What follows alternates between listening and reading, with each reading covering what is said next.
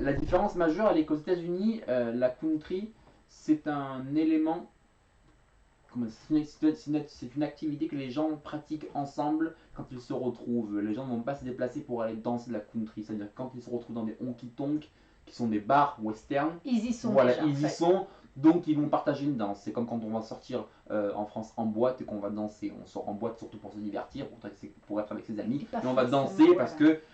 C'est le parce lieu qu'on y est, quoi. on y est, exactement. Tandis qu'en France et en Europe, on est beaucoup plus axé sur la danse et les gens se déplacent, font des kilomètres, traversent des frontières pour pouvoir aller danser.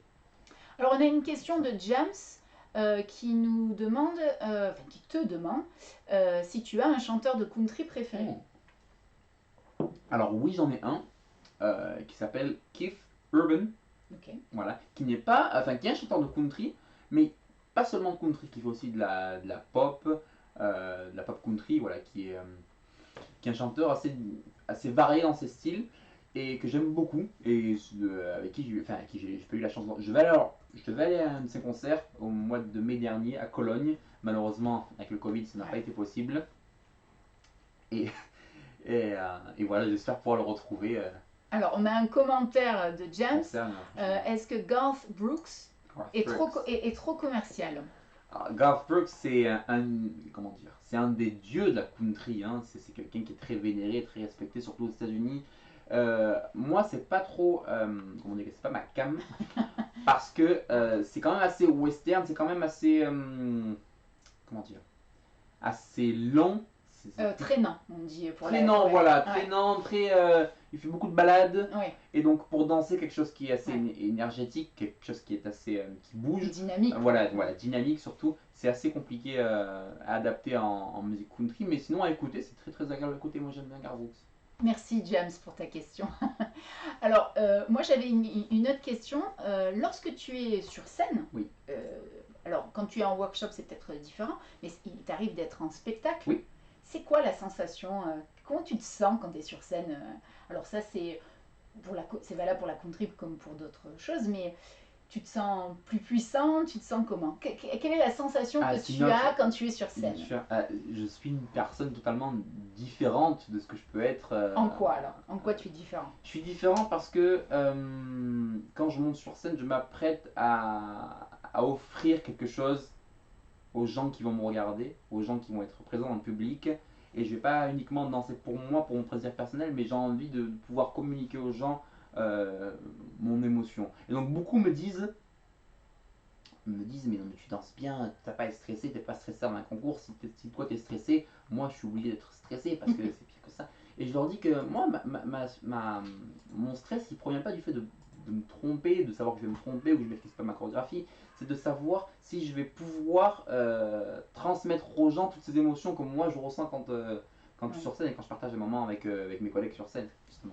Est-ce que c'est encore plus gratifiant quand la chorégraphie est la tienne? Parce que parfois j'imagine que tu montes sur scène et ce ne sont pas tes chorégraphies. Est-ce que c'est plus de stress ou est-ce que c'est pareil ou c'est plus confortable de danser ses propres chorégraphies ou celles de quelqu'un d'autre? Ses propres chorégraphies, c'est plus confortable dans le sens c'est qu'on on n'oublie pas. On oublie. Alors on peut oublier. Ah, tu peux avoir des trous. On peut oublier. Généralement en soirée, on a tendance à oublier ses chorégraphies, le début de ses chorégraphies, parce que des fois, très souvent, je pense qu'Alex peut relater. Je pense que très souvent c'est le détail qui fait que. Mais non, sinon on a souvent tendance à oublier ses propres chorégraphies parce qu'on se dit quand c'est nous, c'est forcément moins bien que les autres, que ceux qu'on nous vénère. Ah bon? Donc du coup on se dit bon.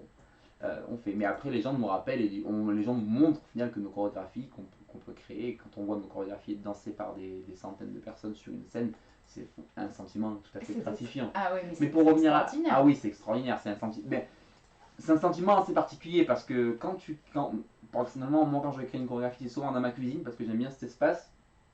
Donc tu crées une chorégraphie dans ta cuisine, tu inventes quelque chose, c'est un projet, c'est un petit projet en fait que tu construis. Et quand tu le remets, quand tu offres ce projet aux danseurs et que tu vois ce projet après suivre son cours et être dansé dans des festivals sur des scènes par des centaines et des centaines de personnes, on se dit waouh, c'est quelque chose de fou qui nous dépasse totalement. Hein. Ah ouais, ça doit être. C'est quelque chose qui nous dépasse totalement. Comme c'est-à-dire douce. En fait, c'est de pouvoir faire le chemin. C'est ça. Je trouve pas le mot. Step back Tu voilà, en arrière, voilà, et tu remontes prendre du recul et se dire, le projet il a commencé là. Ça se trouve, j'ai écouté la musique dans ma voiture en rentrant du travail, en rentrant de la fac. J'ai fait une chorégraphie à la maison.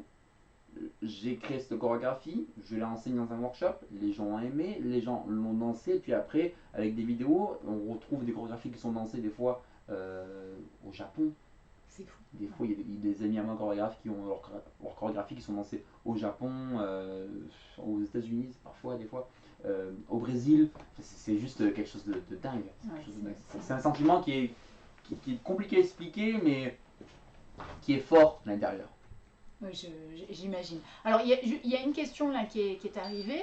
Alors, on nous demande si tu comptes continuer la country, enfin, jusqu'à quand tu comptes continuer la country. Est-ce que tu t'es fixé des objectifs? Peut-être est-ce que tu t'es fixé des objectifs professionnels avec la country?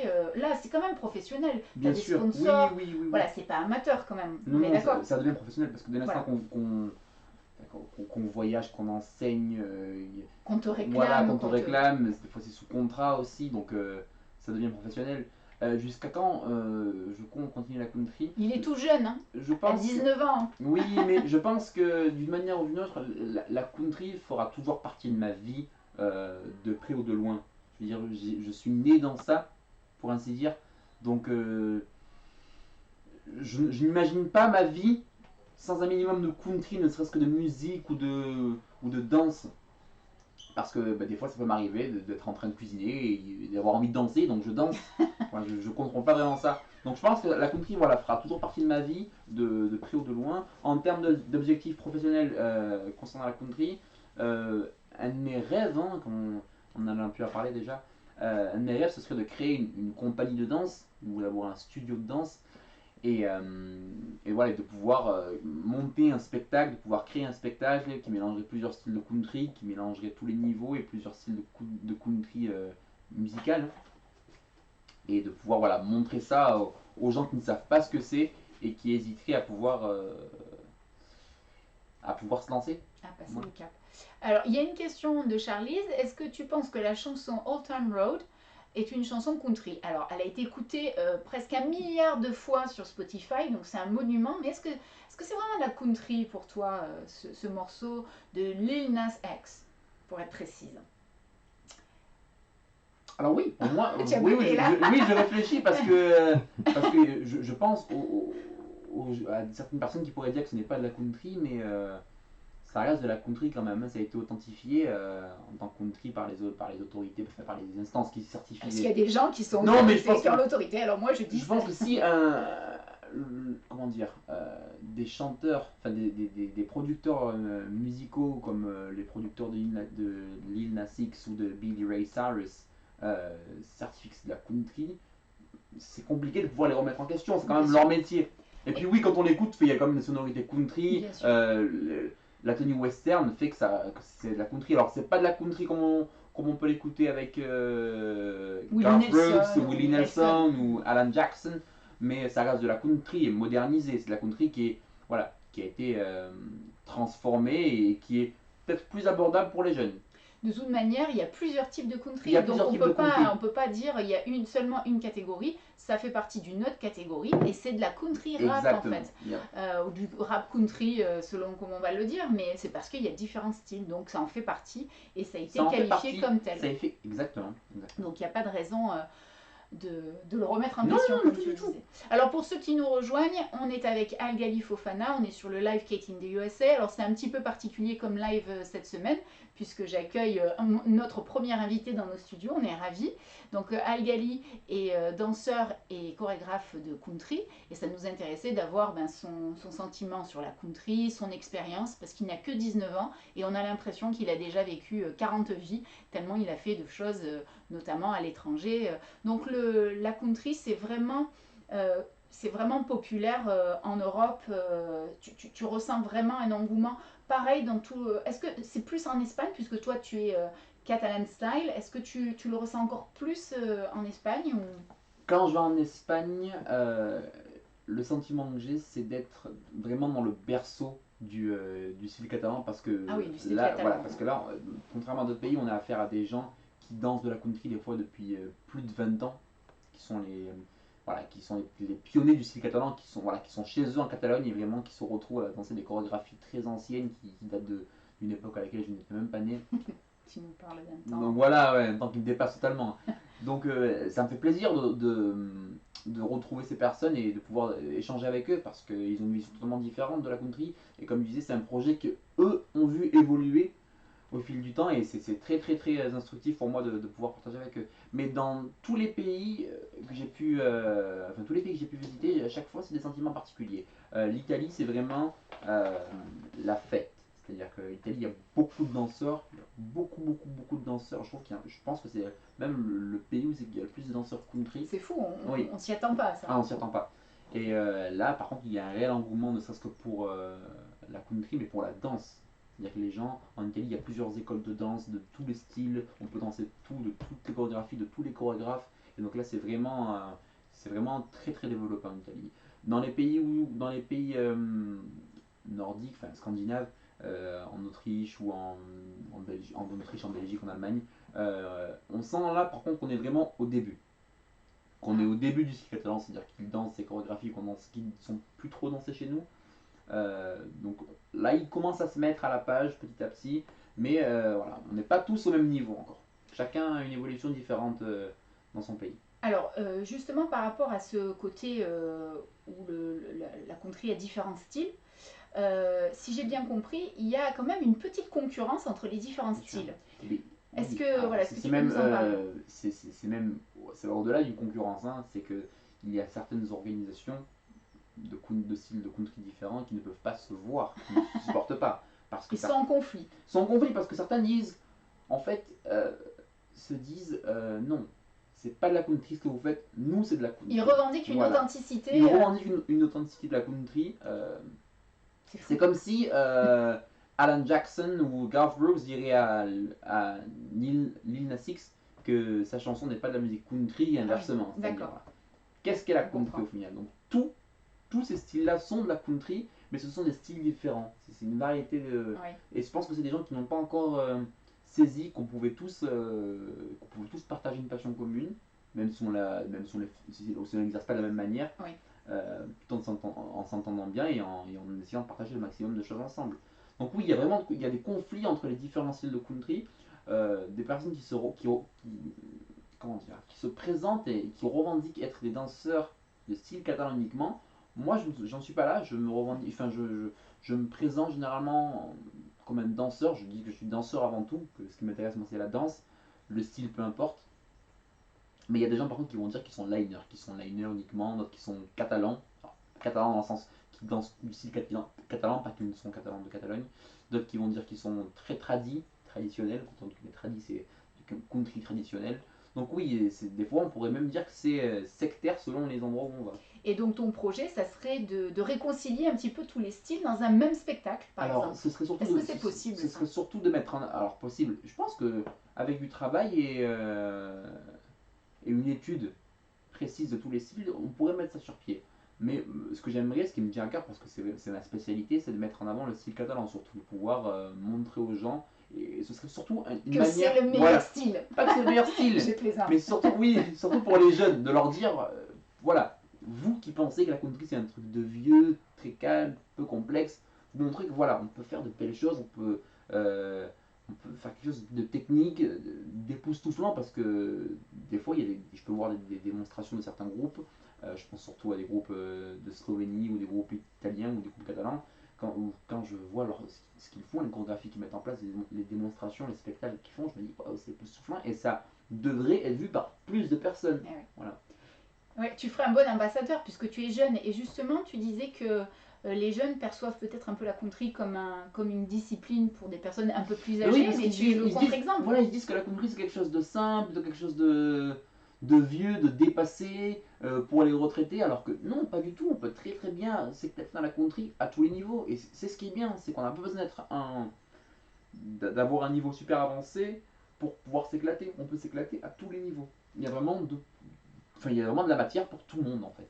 Alors et de là, la place pour tout le monde. alors ma dernière question, pour terminer ce live, j'aimerais que tu t'adresses à quelqu'un qui, par exemple James, qui est aux manettes aujourd'hui, essaie de le convaincre qu'il peut se mettre à la country. Alors, James. Jams et pas que Jams, parce qu'à mon avis il y en a compliqué. d'autres, mais voilà, essaye de convaincre quelqu'un qui a priori n'a pas d'appétence particulière pour la country, essaie de lui dire que c'est quelque chose qu'il peut faire et qu'il peut y réussir. Qu'est-ce que tu lui dirais comme La deuxième partie de la question est un peu en bois quand même. Ouais. Qu'est-ce que tu peux lui donner comme conseil ou comme suggestion pour lui donner envie, voilà. Alors déjà, la country c'est un endroit où c'est que, comme je l'ai répété plusieurs fois, on rencontre du monde, on rencontre des gens. Donc, pour les gens qui aiment bien rencontrer des gens et partager de nouvelles expériences avec plusieurs personnes, eh ben, c'est Il y a vraiment... plein d'autres choses Voilà. pour ça. Non, mais- alors déjà, c'est vraiment un des points fondamentaux. Ensuite, si on aime les États-Unis, franchement, il n'y a pas, je pense qu'à part le football américain ou d'autres sports très très américains, il n'y a pas une activité où c'est qu'on a plus l'occasion de pouvoir comment dire, être en relation avec les États-Unis. Il y a Gibus Fiasco qui nous fait un salut, donc je Et salue. ensuite, on a l'anglais. Pour ceux qui aiment être en contact avec l'anglais, c'est l'occasion parce que là, on a des musiques country qui sont interprétées en anglais. Du coup, on a l'occasion de rencontrer des gens qui sont pas uniquement en français, donc de voyager. C'est-à-dire qu'on peut aller dans d'autres pays pour assister à des workshops ou assister à des festivals de danse country, ou c'est qu'on pourra danser des chorégraphies qu'on a appris dans son pays. Et, donc voilà, c'est l'occasion de partager avec des gens qui ne sont pas de sa nationalité, donc c'est très cool. Il y a tellement de choses pour danser, c'est-à-dire que pour danser, Pour s'éclater, voilà, quoi. pour s'éclater. La country, comme je l'ai dit tout à l'heure, on n'a pas besoin d'être excellent danseur pour pouvoir s'éclater. Il y a des chorégraphies qui sont tout à fait abordables pour tout le monde. Et donc, il n'y a pas besoin de se Donc dire. James a toutes ses chances. Donc voilà, on c'est n'a en pas train de besoin de se dire je suis obligé d'être un pro pour pouvoir y Termine-moi arriver. l'embêté. Dès l'instant qu'on a un minimum d'oreille musicale et qu'on sait suivre du rythme et qu'on peut danser seul, on peut tout à fait faire de la country. Alors on va tester. Donc, il faut tester. On va tester. Ça le mérite que les gens essayent. Tu vois. Ce serait bien, moi j'aimerais beaucoup que des personnes qui n'ont jamais fait de country, qui n'ont jamais vu de country de leurs propres yeux, Oui. arrêtent de dire que la country c'est un truc de vieux, un truc de dépassé, qui me parle de quelque chose On qu'ils arrête ne avec les connaissent pas. préjugés, quoi. Voilà, exactement. Les préjugés, exactement. Ben, j'espère qu'on aura contribué à un petit peu détruire certains préjugés aujourd'hui. Je Ben, pense qu'on est arrivé. James, est-ce que tu vas t'inscrire à un De cours suite, de ça y country? est. Voilà, Je on a suis- déjà. Voilà, on a et- déjà. Je suis Je online. t'attends. Je suis Alors, online. Alors bon, il va y avoir du travail nécessairement, mais je crois que c'est le mot-clé de toute manière, le travail. Il faut travailler C'est comme dans tout, partout. dans tout, voilà. Dans tout ce qu'on entreprend, il y a besoin de travailler.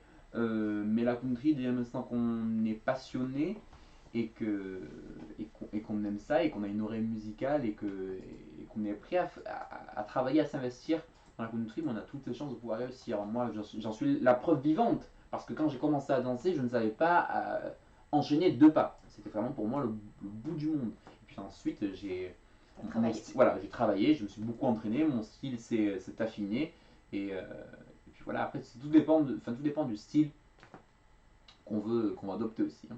Alors on a une question, est-ce que la country c'est de la Corée imposée? C'est intéressant comme question. Imposé. Alors c'est la Corée imposée, oui. Oui et non.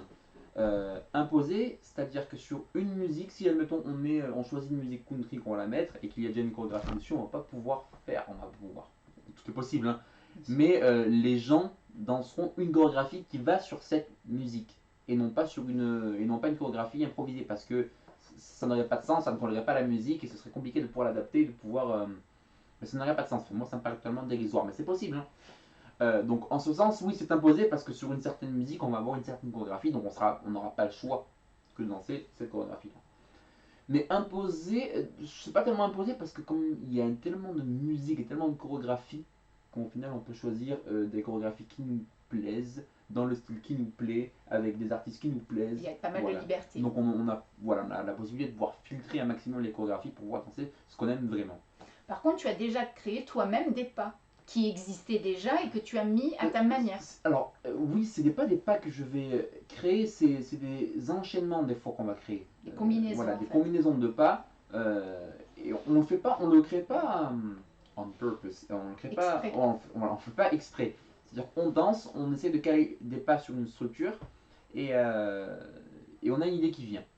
Une idée qui vient et on se laisse porter par la musique et la musique nous fait faire ce pas-là et on se dit que ce pas-là va bien et c'est comme ça qu'on crée des pas et puis après on les réutilise, on les modifie.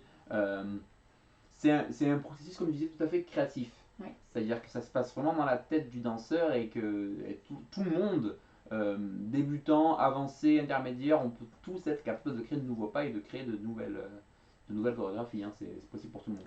Alors là, si on veut te suivre, si on veut avoir un peu de tes news, même si la crise fait que c'est un petit peu plus calme, comment on fait pour avoir de tes nouvelles sur les réseaux sociaux? C'est simple, le réseau comment dire, principal. Oui, le principal, le réseau de prédilection de la country, c'est Facebook. Donc sur Facebook, vous trouverez toutes mes informations sur ma page Facebook, du coup, Algali Fofana. Sur YouTube aussi, vous trouverez un maximum de tutoriels, de vidéos, notamment des vidéos de workshop, mais aussi des vidéos qui ont été prises pendant des festivals. Voilà, donc on peut se former, on peut se former avec tes tutoriels. Exactement, il y a non seulement mes tutoriels, mais aussi les tutoriels de tous mes collègues profs et chorégraphes qui publient régulièrement sur YouTube. Et si par exemple on a envie d'avoir une troupe qui vient quand la situation le permettra, pour un spectacle, pour une mi-temps d'un match, est-ce que tu as une troupe que tu Alors, peux... j'ai un groupe de danseurs avec Alec justement, qu'on a créé pour un concours à Budapest en Hongrie, donc qui s'appelle The Rockets. Donc on est 4 danseurs.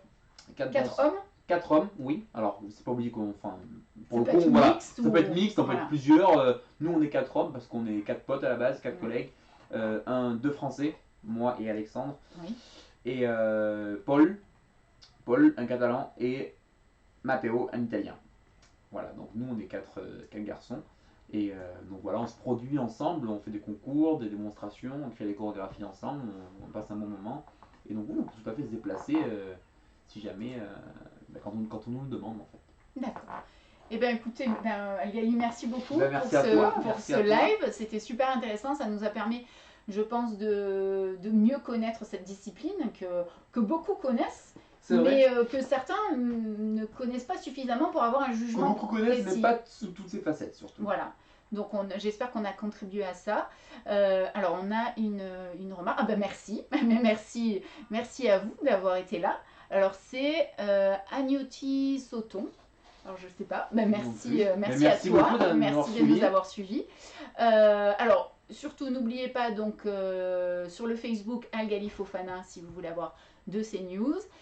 Si ça vous dit de suivre notre live Kate in the USA, c'est une fois par semaine, c'est le jeudi soir. On parle de culture américaine tous azimuts. Et puis il y a ma page Facebook Kate in the USA aussi, où je parle d'États-Unis, où je reçois aussi des invités qui sont des gens qui se sont installés aux États-Unis, des Français qui ont franchi le pas et qui sont partis s'installer aux États-Unis. Donc je les interview par Zoom. Donc surtout n'hésitez pas à nous rejoindre, ce sera avec plaisir. Alors on nous dit bravo. Mais merci. Mais merci. Alors, je crois savoir qui est derrière ce bravo. Eh bien, merci beaucoup pour vos encouragements. On en refera une. Moi, je dis, c'était... James, qu'est-ce que tu en penses? On en refera une? Ouais, moi je vais rajouter juste un truc, c'est qu'il y a beaucoup de gens qui nous suivent et qui n'ont pas de compte. Donc n'hésitez pas à créer un compte Twitch, s'il vous plaît, comme ça vous pouvez interagir avec nous. Alors la prochaine fois, on communiquera encore plus en amont. On vous expliquera la marche à suivre avec un petit tutoriel rapide pour s'inscrire sur Twitch, pour pouvoir interagir et poser des questions. Bon, vous avez été quand même assez nombreux à nous poser des questions, donc c'était quand même riche comme échange. Alors je vois qu'il y a Boss Nounou qui nous dit que c'était formidable et qui nous félicite, ça fait plaisir. Et puis, alors là, le nom est un petit peu plus compliqué à lire, donc ça doit être Clément, j'imagine, et qui nous dit « Oh oui, donc c'était formidable, je pense que ça a été apprécié et ça fait plaisir ». Merci beaucoup. Merci Algali d'avoir accepté notre invitation. Merci à toi et à James de m'avoir reçu dans votre studio. Fuck yeah! Fuck yeah! Alors pour ceux qui ne nous connaissent pas, il y a toujours une petite ponctuation qui va bien. Voilà. That was great. Ouais, on était vraiment ravis de te recevoir et on refera un live Twitch prochainement pour répondre aux questions de ceux qui n'ont pas pu les poser justement. Et je suis sûre que ça sera très bien. Il y a Alex qui te dit bravo Algavi. Alga pour les intimes. Alga pour les intimes. À très bientôt alors.